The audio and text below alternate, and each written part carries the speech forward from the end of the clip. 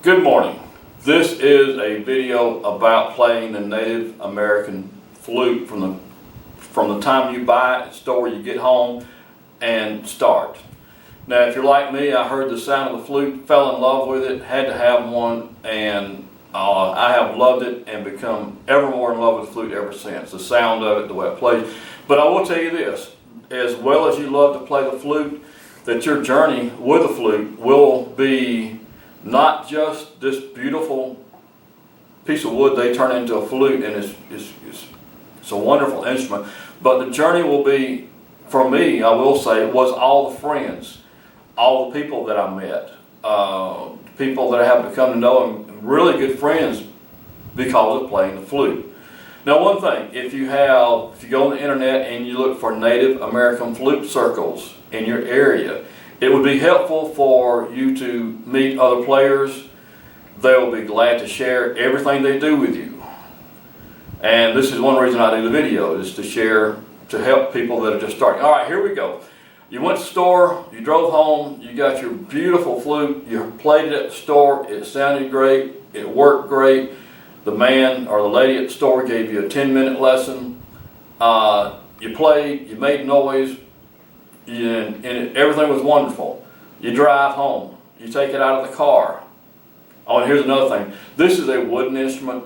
Do not leave it in the heat in the car or the cold of the winter out in the car. It's not good to go from room temperature to 30 degrees, or from room temperature to 110 or 140 out in the car. But anyway, let's say that's all right. You got it home, you took it out of the house, and you pick your flute up, and it either makes this noise now, which is nothing, or it does that. Now you played it at the store, you know that it played. So here we go. This is what you do now. Now what has happened is, let me back up just there. Some people call this the bird. I call it the bird. Some people call it the fetish, because there are blocks that come that are flat that you can mount anything that you like on it. So, but I call it a bird, some call it a fetish. We're not going to go into the principles of how the flute works, because we're just not going to do it right now. So what happened on the way home? See how loose my bird got? I said, all right, I don't know where to put it. So what do I do now? Go back to the store, drive an hour, drive 2 hours?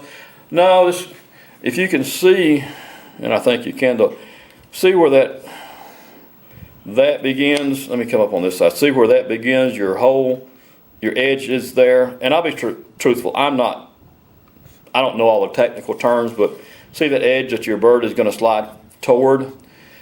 Well, your bird should be either, if I can do this, either dead even, or maybe a 1/16, maybe an 1/8 off, which the 1/8 is about the width of a fingernail.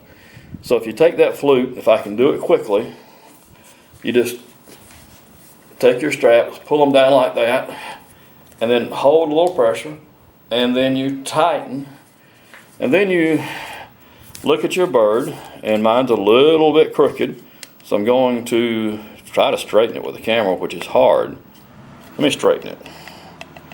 So I'm going to straighten it, and I'm going to leave it back it's just back, just not even the width of a fingernail. Maybe the width of a fingernail. Have I got it back just a little bit? Instead of there, it's back just about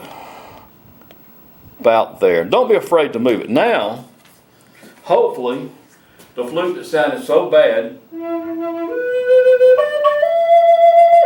is back to the flute that I fell in love with at the store. All right, now let's talk about the scale. This is just, it probably won't happen, but just in case it happens, you need to know how to adjust your bird, or fetish. Whoops. All right, scale. Very simple, very easy. You want to get your fingers flat if you can. Not like that, but like that if you can. You know, as flat as you can physically play that is comfortable. And your scale starts at the bottom. You're going to pick up one finger at a time. Then you're going to place and the third finger will stay down. It's a 6-hole flute. The third finger will stay down at all times. Now, if you're like me, this third finger was not the smartest finger in the world. My other fingers were smarter. They moved when I asked them to. That finger wanted to move all the time. So I physically took a rubber band and put it on my finger for the first 30 minutes, an hour. It wasn't tight, but just to remind me not to move it. So anyway, the scale is.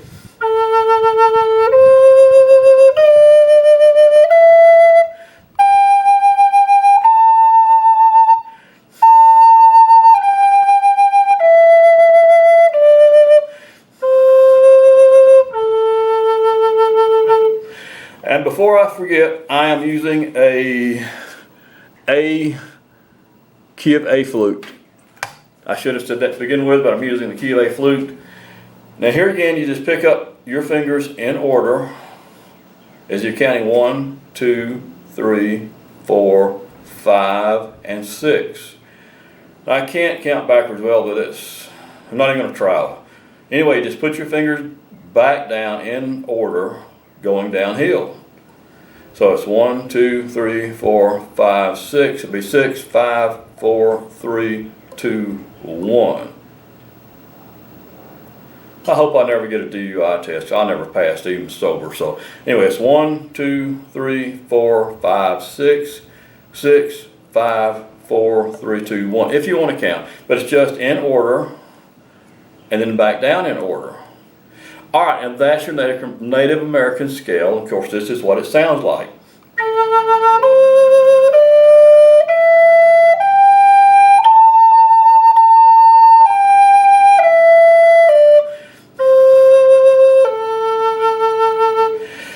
And you just practice that until you can do it. You can do 3 notes at a time. You can do 1 finger at a time, or you can do the top 3. If you don't want to remember so much, and it's all new to you, you can do 1 finger at a time.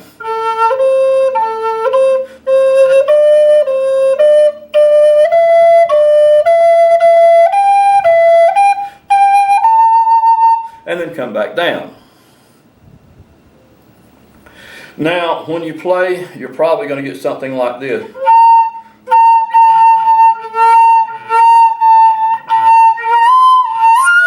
And you go, oh Lord, now what am I doing? If you notice on that finger, I don't have the hole completely covered. Now that is the last of this video.